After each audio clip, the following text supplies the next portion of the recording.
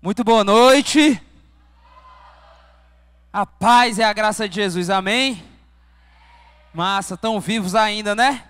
Coisa boa, graças a Deus. Alguém aqui está animado para o que a gente ainda vai aprender hoje? Massa! Eu quero convidar aqui o Iago Martins mais uma vez para estar com a gente. Chega aí, Iago. E queria te convidar também para ficar de pé rapidinho, tá bom? Para mudar um pouquinho de posição. Fica de pé aí. Eu quero fazer um tempo de oração e juntos orar por esse momento aqui de palavra. O tema de hoje é muito massa e a gente quer pausar mais uma vez na presença de Deus. Então faz isso, fecha os teus olhos, baixa a tua cabeça se você quiser, isso te ajudar. Vamos orar. Senhor nosso Deus, nosso Pai, te damos toda a honra e glória, elevamos teu nome ao lugar mais alto, te agradecemos mais uma vez pelo privilégio de poder ouvir de ti, certamente isso é fruto da tua bondade, do teu amor que nos perseguem, Senhor. Nós queremos te agradecer mais uma vez pela vida do Iago, pela bênção que ele tem sido para nós no dia de hoje, mas agradecer também pela bênção que ele tem sido para a nossa cidade, tantos outros lugares também. Obrigado porque o Senhor tem dado ao teu servo e ao teu filho a capacidade, habilidades, e mais uma vez a gente quer aprender de ti. Usa a vida dele, Senhor, e que nesse momento a nossa mente, os nossos anseios, desejos estejam cativos à pessoa de Jesus, e que aquilo que vai ser falado, que aquilo que vai ser pregado seja a tua palavra, Senhor, e que esses adolescentes possam ser profundamente edificados. Usa a vida do Iago, é assim que nós te oramos e te agradecemos. Amém, amém. É contigo, meu irmão.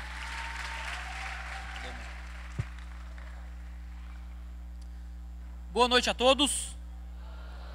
Uma beleza estar aqui mais uma vez com vocês. A gente teve um tempo muito legal à tarde. Muito bom termos um tempo agora à noite também em torno desse assunto, né? Me passaram um tema polêmico, né? Perguntaram: e se a igreja for uma fraude? E se a igreja, no fim das contas, for uma mentira? E se aquilo que a gente escuta sobre ter que congregar, ter que ir para a igreja, ter que ir para o culto, ter um pastor, né, ter um grupo de crescimento, de discipulado, e se tudo isso, na verdade, não for tão importante assim? E se, na verdade, frequentar uma igreja ou congregar em algum lugar for algo que impõe sobre nós, mas, na verdade, não tem tanta importância assim para a nossa vida? Se você tiver uma Bíblia aí com você, você pode abrir sua Bíblia ou ligar a sua Bíblia ou no seu celular ou abrir aí seu aplicativo. Eu vou ler um texto de Hebreus, no capítulo 10, do verso 24 ao 26. Se você quiser ler comigo, você pode ler. Não sei se o pessoal projeta aí, sei lá. Projeta não, né? Ou projeta. Não precisa projetar se não for no esquema, tá? Mas eu vou ler aqui, vou ler com cuidado. Hebreus 10, 24 a 26 diz assim, escuta bem esse texto. A gente vai olhar para esse texto e ouvir o que Deus tem a dizer para a gente nessa passagem hoje. Hebreus 10, 24 a 26 diz: cuidemos também de nos animar uns aos outros no amor e na prática de boas obras. Não deixemos de nos congregar, como é costume de alguns. Pelo contrário, façamos admoestações, ainda mais agora que vocês veem que o dia se aproxima.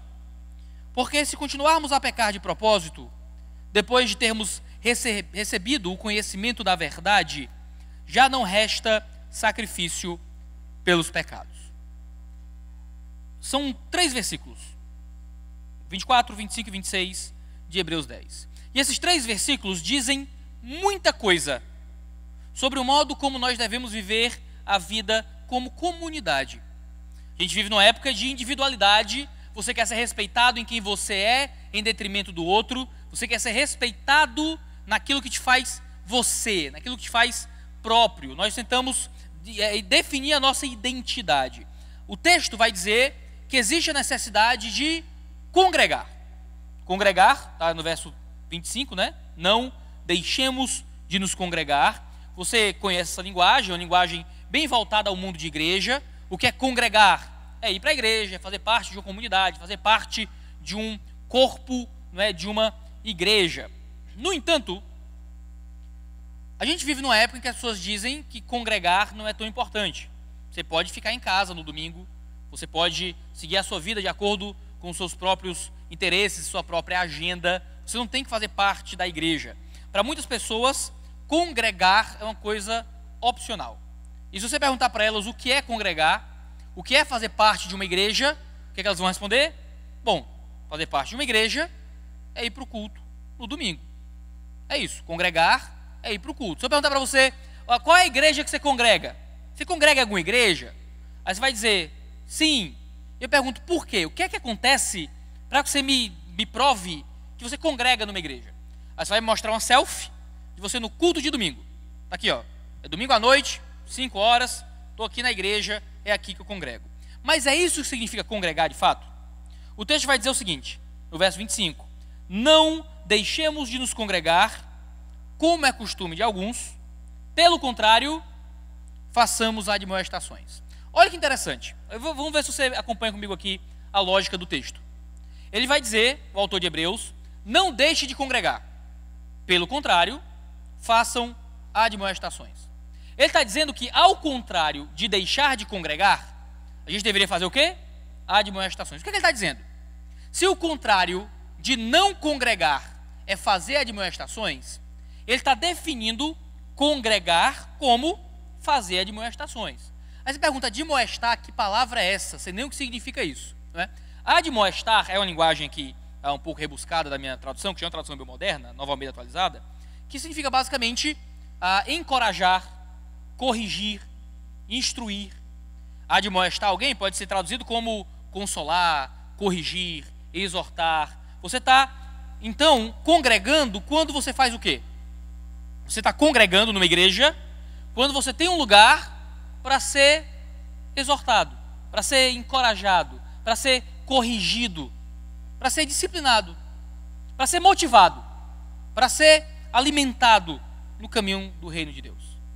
Para o autor de Hebreus, então, quando ele se preocupa com a gente fazer parte de uma igreja, ele não está preocupado, acima de qualquer coisa, com o acampamento que você vai nas férias. Ele não está preocupado, acima de qualquer coisa, com o local onde você vai cantar umas músicas e ouvir alguma pregação no domingo. Ele não está preocupado, acima de qualquer coisa, com sua carteirinha de membro, ou com a denominação que você gosta, ou com a camiseta do ministério, ou da rede de conexão. Quando o autor aos Hebreus está preocupado com os crentes congregarem, ele está preocupado com o lugar onde você é admoestado. Então, se eu te perguntar, você congrega numa igreja? A sua resposta para mim tem que ser baseada não no fato simples de você estar indo para um lugar no domingo.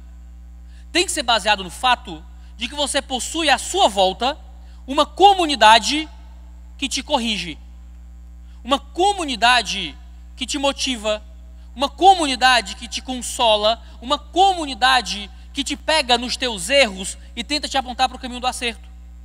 Congregar, então, viver vida de igreja, então, não é sobre ir no domingo para o culto, sair no domingo do culto e isso aí. Então vivo minha vida de acordo com minha rotina, os meus interesses na semana, e domingo que vem eu estou mais uma vez no culto, cantando louvores, ouvindo a pregação, fazendo a oração e indo para casa. Para o autor aos Hebreus, isso não é congregar. Se a sua vida de fé se resume a ir num domingo para uma igreja, cantar uns louvores, ouvir uma pregação, fazer uma oração e voltar para casa, você não faz parte de uma igreja. Você frequenta um evento no domingo. A pergunta é, você tem uma comunidade à sua volta que te vê? Você é visto por alguém? Aqueles que te veem conhecem os teus pecados e os teus erros para poder te apontar a um caminho de correção. Aqueles que estão à tua volta que te veem conhecem os teus desânimos e as tuas dores para poder te encorajar num caminho mais motivado. Aqueles que estão à sua volta te conhecem ao ponto para que eles possam te apontar no caminho do evangelho. Veja, é muito legal bater nos desigrejados, o pessoal que acha que pode ser crente sem igreja, mas você pode ser um desigrejado indo em acampamento, ouvindo pregações, cantando louvores, sem perder um único culto de domingo. Você frequenta uma pregação, você não congrega, você não faz parte de uma igreja. Muitos de nós somos frustrados com igrejas porque nunca congregaram de fato.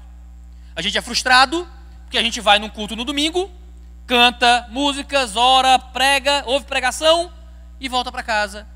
E parece que a nossa vida não muda, parece que não existe nada que nos mova aqui dentro de verdade. E a gente diz, mas ir para a igreja, congregar, não é para mim. E a verdade é que você nunca experimentou o que é congregar de fato. Você nunca se envolveu com a vida de ninguém. Você nunca deixou que ninguém se envolvesse na sua vida. Você nunca foi liderado, pastoreado e cuidado de verdade. Porque ser igreja é construir uma comunidade à sua volta que te vê. O texto vai dizer que congregar é animar uns aos outros.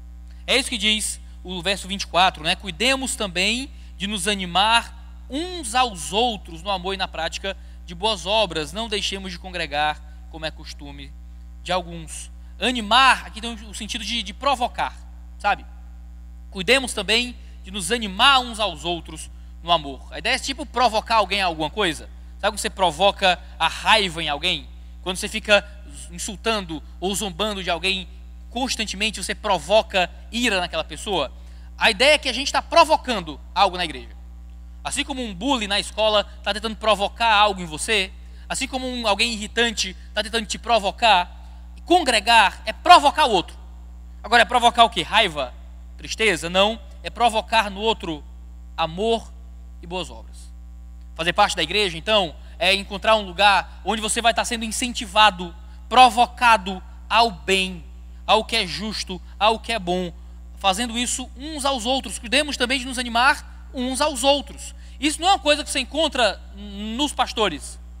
Isso não é uma coisa que você está procurando na sua liderança. Isso é uma coisa que você está procurando nos seus relacionamentos, nas suas amizades. Enquanto as nossas amizades por aí muitas vezes estão tentando nos provocar ao pecado, estão tentando nos motivar ao egoísmo, a um tipo de hedonismo onde eu só procuro a satisfação da minha vida, uma vida de igreja real é uma igreja onde nós estamos nos animando, nos incentivando o tempo inteiro ao que é bom, ao que é justo, às boas obras, ao serviço do outro.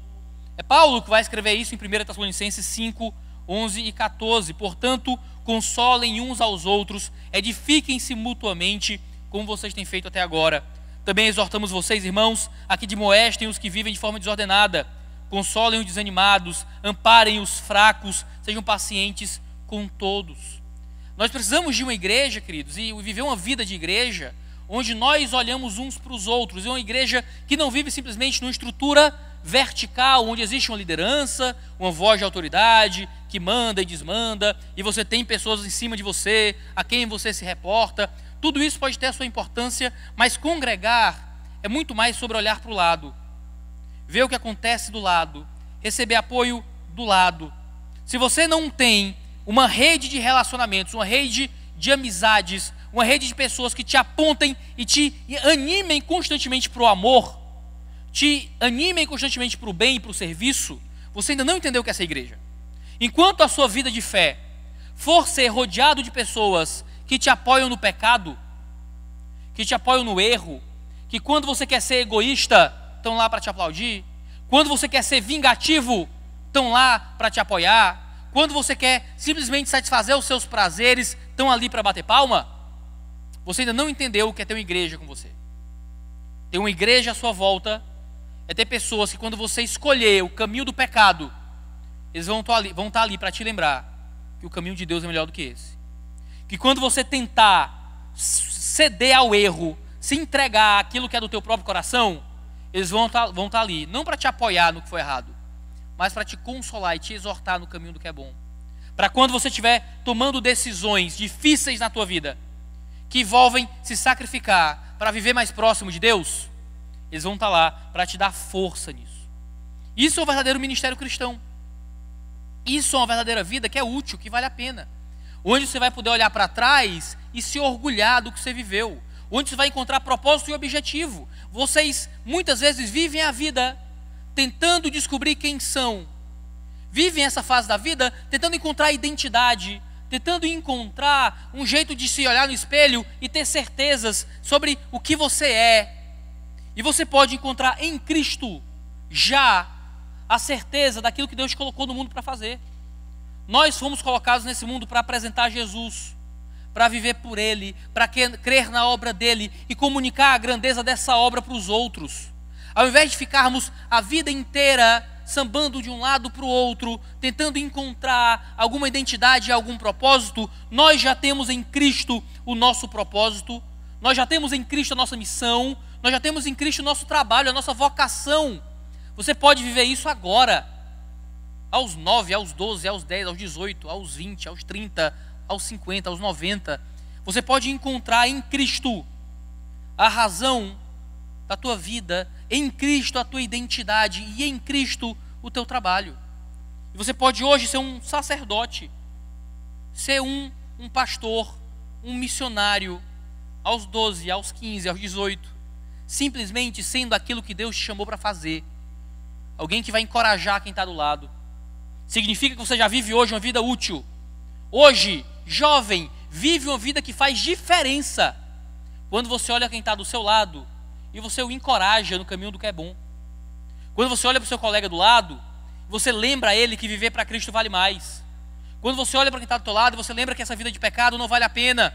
Quando você olha para quem está do teu lado e você o encoraja quando ele vai tomar boas decisões para o reino de Deus. Veja, nós formamos a nossa própria comunidade. E mesmo jovens, Deus nos colocou nesse mundo para fazer a diferença também na vida das pessoas que estão à nossa volta. Então, se a igreja fala muito mais sobre o que somos uns com os outros, que tipo de igreja você está sendo para quem está do seu lado? Que tipo de igreja você está recebendo de quem está do seu lado? Não deixar de congregar é viver em encorajamento. Você tem trazido as pessoas para a sua vida e entrado na vida das pessoas para isso, para formar delas mais de Jesus, para receber delas mais de Jesus? Ou suas amizades são sobre as brincadeiras, os filmes da Marvel, a música do momento, roupas e passeios e reputação e internet, e quando na verdade viver pela popularidade desse mundo é algo que deveríamos estar sendo desencorajados constantemente por aqueles que estão à nossa volta. A igreja se torna uma mentira quando a igreja se torna um lugar para simplesmente nós satisfazermos nossas vontades e encontrarmos apoio para as nossas decisões. Queridos, eu sou pastor de uma igreja. Eu pastorei uma comunidade. Eu tenho 30 anos, sou casado e tenho um filho. E às vezes a última coisa que eu preciso é de apoio para as minhas decisões.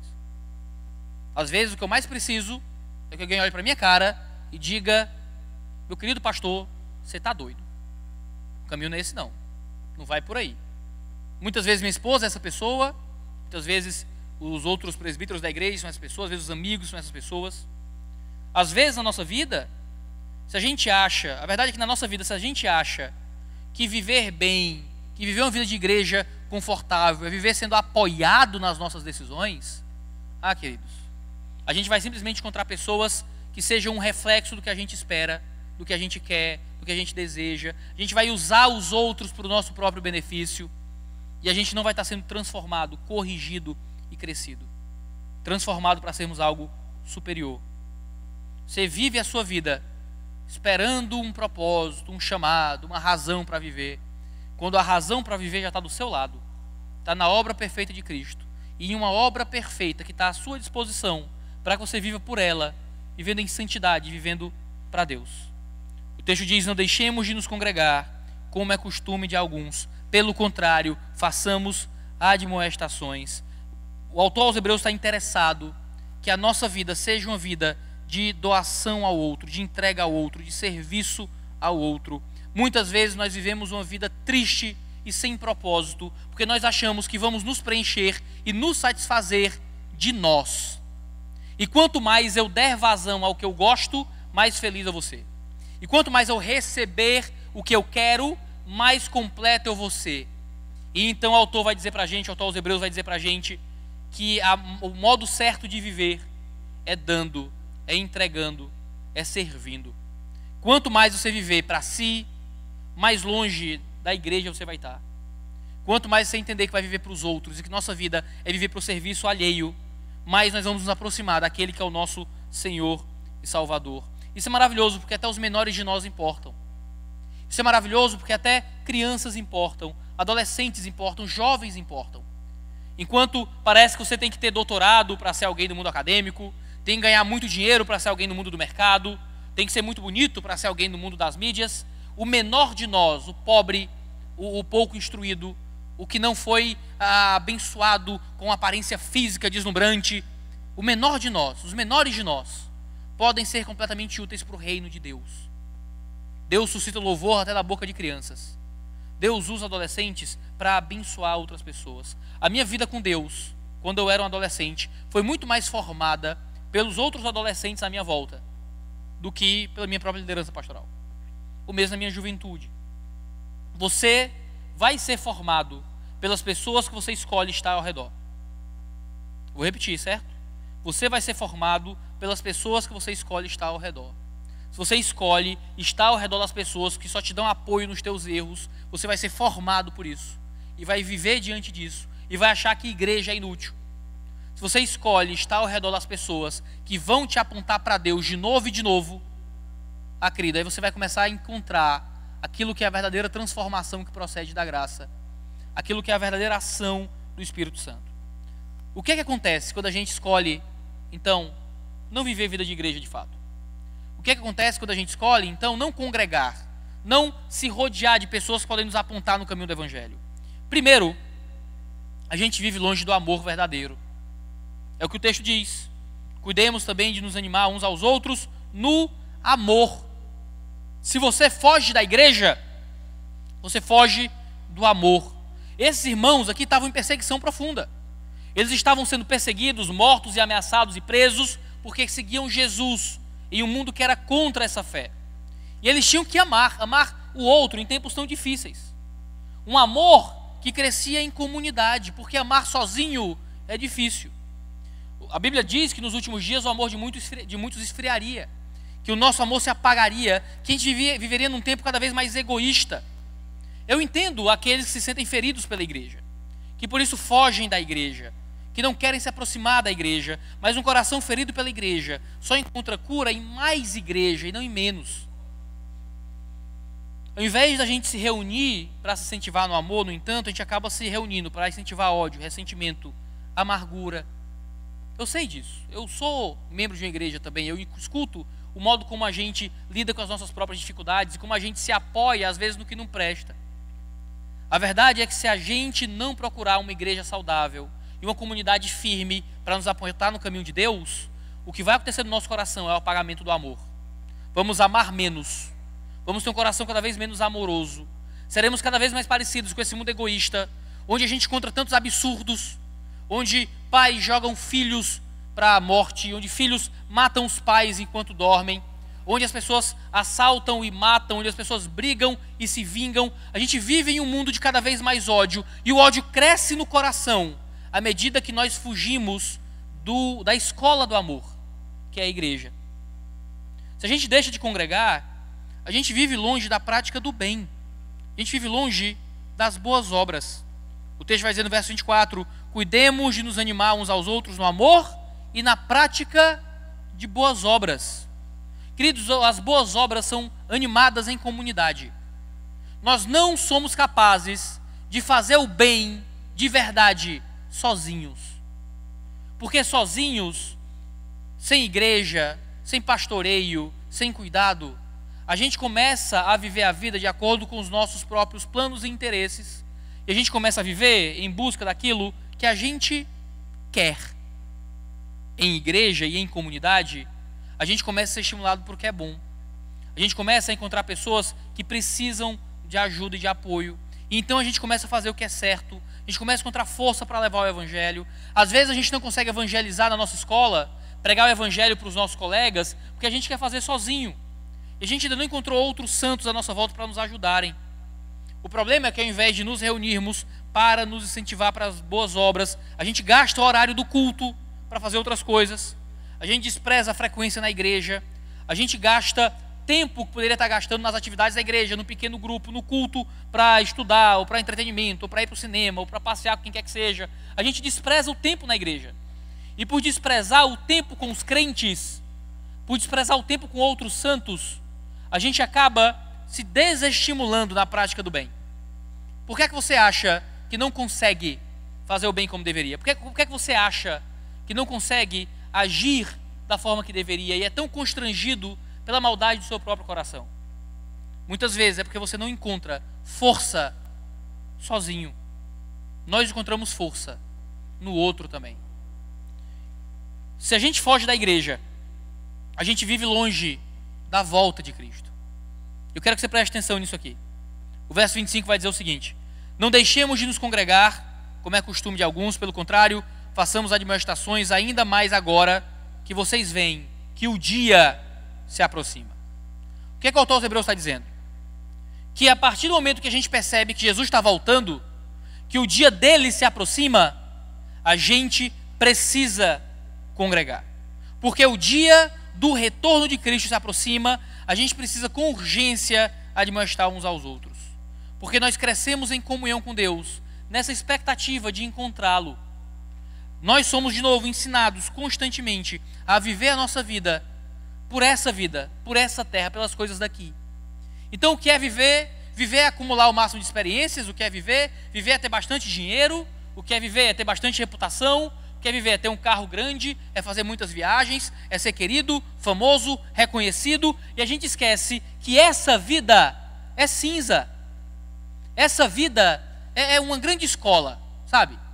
Essa vida é um grande ensino médio, em que você vai fazer uma prova e quer se livrar dela. Quer se livrar disso. Eu quero passar no Enem e eu quero ir seguir a minha vida. E essa existência aqui é passageira, é temporária. É um tempo em que a gente está acumulando serviço e amor, visando aquilo que importa. Nós olhamos para Jesus. Ir para a igreja e viver a igreja é, acima de qualquer coisa, encontrar um lugar para te lembrar todos os dias que essa vida não é tudo que você tem. Que por mais que essa vida seja importante e nos dê muito, aquilo que nós recebemos dessa vida é pouco comparado com o que há do outro lado.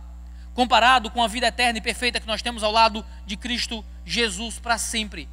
Viver só por essa vida é se contentar com brincar na lama, enquanto existe uma grande praia, uma grande viagem à nossa disposição.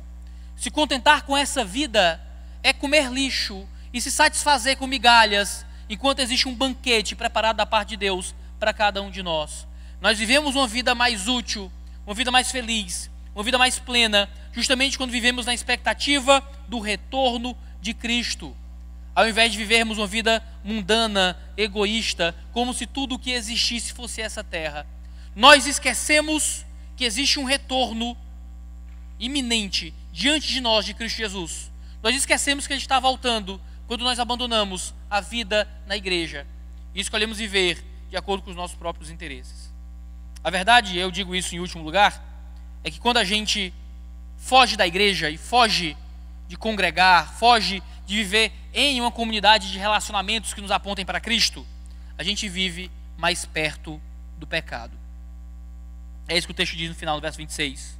Porque se continuarmos a pecar de propósito, depois de termos recebido todo o conhecimento da verdade, já não resta sacrifício pelos pecados.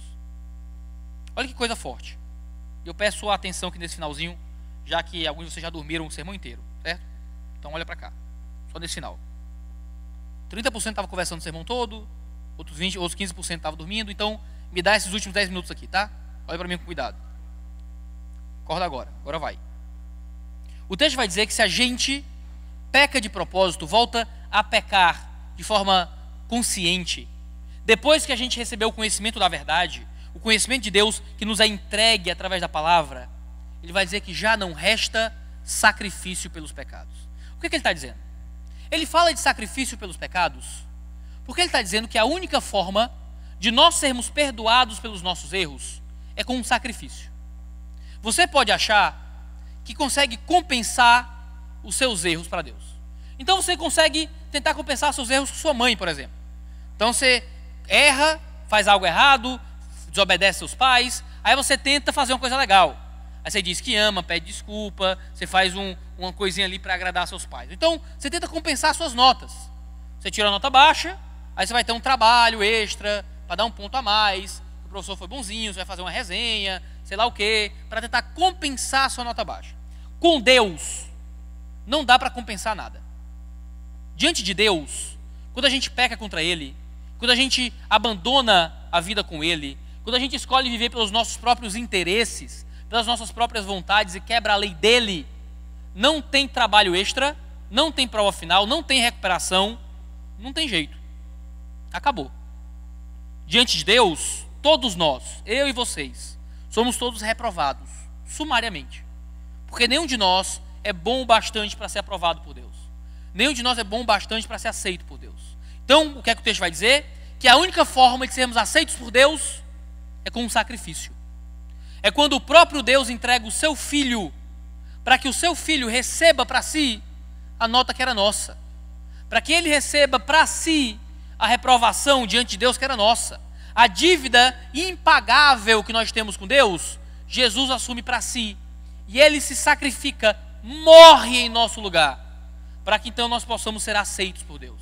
A única forma de então ter o nosso contrato de dívida pago, a única forma então de sermos aceitos por Deus, é quando Cristo morre por nós, aleluia. Ele é o sacrifício. No entanto, olha só, se continuarmos a pecar de propósito, depois de termos recebido o conhecimento da verdade, já não resta sacrifício pelos pecados. Então Jesus morreu na cruz para trazer salvação.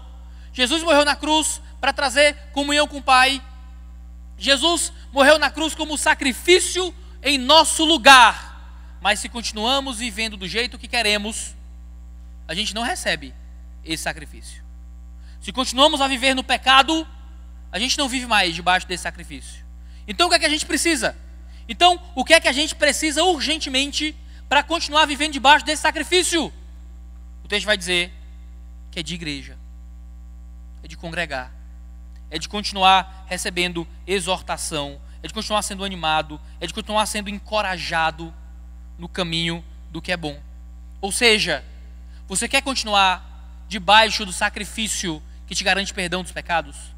Você quer encontrar um caminho diante de Deus, onde Jesus paga o preço dos teus erros e das tuas falhas? Você encontra isso sendo animado dia após dia no caminho do Senhor. Quando nós nos animamos e nos exortamos mutuamente nisso, o que nós precisamos de igreja, justamente porque nós precisamos de ajuda para continuar em santidade. Sabe por que aqui eu preciso de igreja? Eu preciso de igreja, porque sem igreja é mais fácil pecar. Sabe por que aqui eu preciso de igreja? Porque sem igreja é mais fácil ser preguiçoso, é mais fácil ser egoísta, é mais fácil ser lascivo, é mais fácil ser ganancioso. Sem igreja é mais fácil ser vingativo. É quando eu tenho pessoas à minha volta me lembrando de novo e de novo que Jesus Cristo vem, e de que o certo é viver em amor e em misericórdia, me entregando a Ele. Queridos, é assim que eu consigo viver debaixo do sacrifício que me salva. É assim que eu vivo debaixo de um poder sobrenatural que me aproxima de Deus. E eu encontro força para continuar crendo, para continuar firme, porque eu não consigo continuar crente sozinho. E eu tenho certeza que você também não consegue. A gente continua crente quando a gente está diante de pessoas que creem e que constantemente nos apontam de novo para o caminho da crença. Mas vocês veem seus amigos no pecado e vocês não fazem nada. Mas vocês veem seus amigos namorando descrentes e vocês não fazem nada. Vocês veem seus amigos largando a vida da igreja e indo para o mundo e vocês não fazem nada. E vocês tentam cada vez mais fugir daqueles que tentam fazer alguma coisa quando você vai para o caminho do mundo. E a verdade é que nós somos convidados por Deus, por ser igreja, a levar aos outros que estão desanimando força e ânimo. Mas os nossos grupos de WhatsApp só servem para piada e para besteira e para rir, e muitas vezes não tem uma palavra de encorajamento na fé. Os nossos rolês é só para rir, brincar e tirar sarro, e nunca é para nos apontar no caminho do que é bom. A gente passeia e brinca e a gente não cria ambientes de encorajamento para que a gente seja igreja. O que eu quero que vocês entendam é que vocês precisam de muito mais do que só ir para o culto no domingo para ser igreja. Você precisa construir à sua volta um grupo, uma galera, um time de gente que está junta, se encorajando e se incentivando para o reino. Veja, eu sou de um tempo, parece que eu tenho 70 anos, né? Mas tudo muda tão rápido. Cara, isso parece, aí me quebrou agora, viu? Me quebrou. Eu vim de boné para ver se dá um grau, entendeu? Ainda não deu.